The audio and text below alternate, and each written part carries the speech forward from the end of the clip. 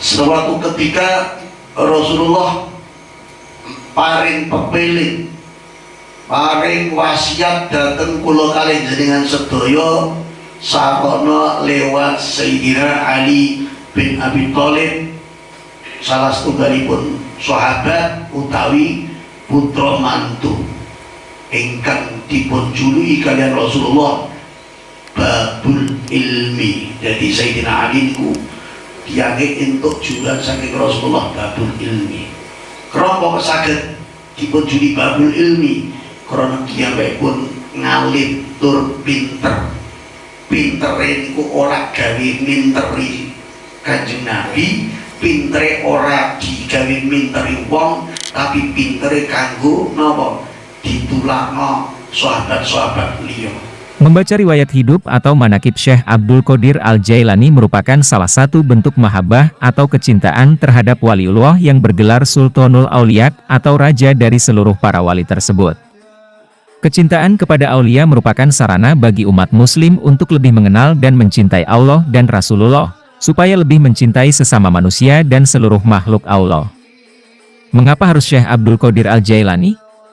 Semasa hidupnya, Syekh Abdul Qadir Al-Jailani dikenal sebagai peletak dasar ajaran Tarekat Qadiriyah. Jemaahnya tersebar di berbagai negara, termasuk di Indonesia. Biografi atau manakib Syekh Abdul Qadir Al-Jailani sering dibacakan, terutama oleh kalangan Nahdliin.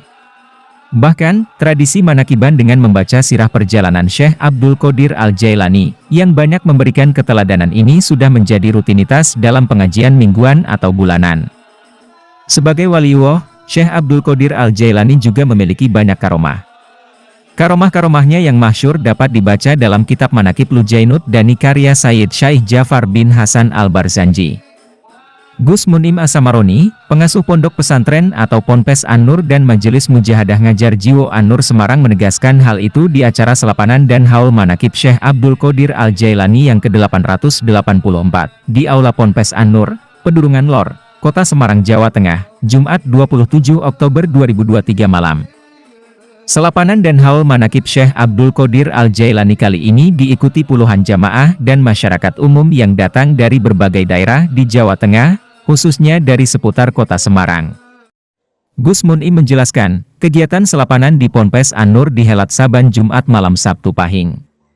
Sementara sepekan sekali saban Jumat malam diisi dengan kegiatan ratib, yaitu kumpulan doa dan zikir yang bersumber dari Al-Quran dan hadis, yang dibaca berulang-ulang dan rutin.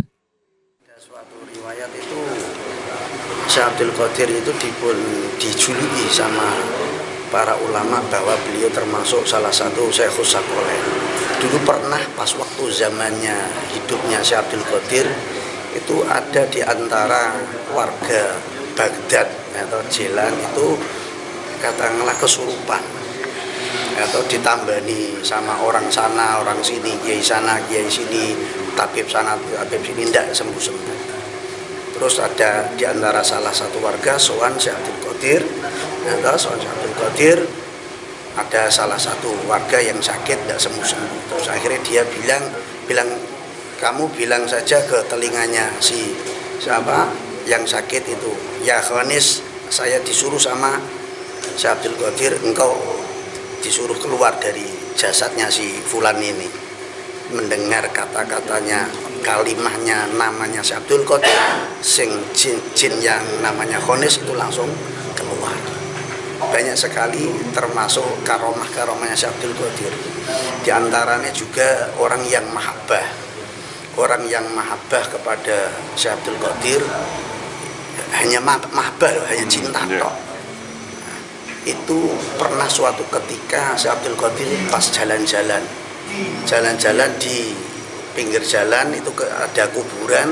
Di tengah kuburan beliau itu mendengar suara tangisan mayit, suara tengah. Syekh Abdul Qadir itu kan termasuk orang yang mempunyai keistimewaan atau kelebihan bisa berbicara dengan mayit, bisa mengetahui keadaan si mayit. Si mayit itu tadi bilang, ya saya itu orang yang mahabbah kepada engkau, saya yang muhibbin kepada engkau. Katanya engkau bisa bisa memberi syafaat kepada orang yang mahabbah kepada kamu. Sekarang buktikan, saya lagi disiksa begini, Terus akhirnya si Abdul Qadir naik ke atas, naik ke aras, ketemu langsung sama Gusti Allah. Ketemu langsung Allah, ya apa Gusti, si tolong bebaskan si Fulan, si mayit itu, si Fulan bin Fulan, dia sudah mahabbah sama saya. Seketika itu langsung Allah Ta'ala merintah sama malaikat bebaskan, dia sudah diberikan syafaat sama si Abdul Qadir, sudah diberi pertolongan sama si Abdul Qadir, bebaskan dari siksa kubur. Mulai semenjak itu beliau tidak akan pernah disiksa lagi. Dengan berkahnya, dengan keramatnya, si Abdul Qadir itu seperti orang yang mahabbah saja seperti itu, luar biasa. Apalagi kita seminggu sekali dulu manakib, atau kan sekarang selapan sekali manakiban,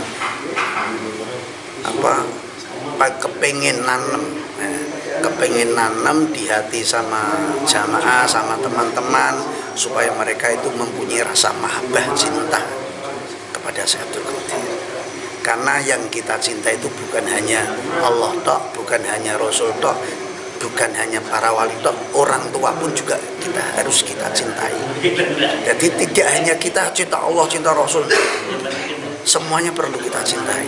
Jamaah, tetangga, siapapun perlu. Kita harus belajar menanam mahabbah kepada mereka semua. Jadi yuk belajar mencintai semua, siapapun juga, apalagi kepada waline Allah Ta'ala. Gawe Gusti Allah, ala inna auliya Allah la khaufun alaihim wa lahum yahzanun. Itu bahkan Gusti Allah itu sudah mencintai wala yahzanun. Jadi seorang wali ini Gusti Allah itu di mereka la khaufun, orang duweni rasa wedi, wala yahzanun, dan mereka tidak gelisah, pikirannya orang kalut, mereka tidak punya rasa takut, mereka tidak punya rasa gelisah dan lain sebagainya, karena termasuk orang yang menjadi pilihannya Allah Ta'ala. Ya tidak beda sama kita istilahnya apa jenengane, nikah itu kan ada walinya, walinya tidak ada di badal ke wali yang lain. Begitu juga Gusti Allah, tidak mungkin toh Gusti Allah langsung bicara langsung kepada manusia-manusia, pasti ada wali-wali nih. Dan wali itu pun ditugasi sama Allah Ta'ala di wilayahnya masing-masing. Ada di Indonesia, ada di Baghdad, ada Surabaya, ada Cirebon dan lain sebagainya. Semuanya mereka mendapat mandat dari Allah Ta'ala. Syekh Abdul Qadir Al-Jailani, yang bernama lengkap Sayyid Muhyiddin Abu Muhammad Abdul Qadir bin Abi Shalih Musa Zangi Dausat Al-Jailani merupakan wali besar yang lahir di desa Nif atau Naif, distrik Jailan, Kurdistan Selatan Irak pada 1 Ramadan 470 Hijriah yang bertepatan tahun 1077 Masehi. Mengenai distrik Jailan, orang-orang Persia menyebut daerah tersebut Kilani.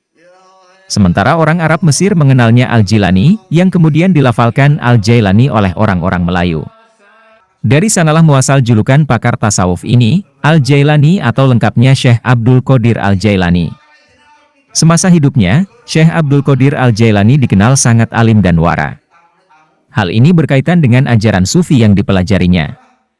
Dia suka tirakat, melakukan riyadhah dan mujahadah melawan hawa nafsu. Selain penguasaannya dalam bidang ilmu fikih, Syekh Abdul Qadir Al-Jailani juga dikenal sebagai aulia yang memberikan spirit keagamaan bagi banyak umat. Karena itu, banyak ulama yang menjuluki Muhyiddin atau penghidup agama di depan namanya. Syekh Abdul Qadir Al-Jailani wafat di Baghdad, Irak pada 11 Rabiul Tsani 561 Hijriah atau 1166 Masehi, atau di usia 89 tahun. Setiap tahun sejak wafatnya, masyarakat muslim di seluruh dunia selalu memperingatinya melalui gelaran haul, hingga haul yang ke-884 tahun ini.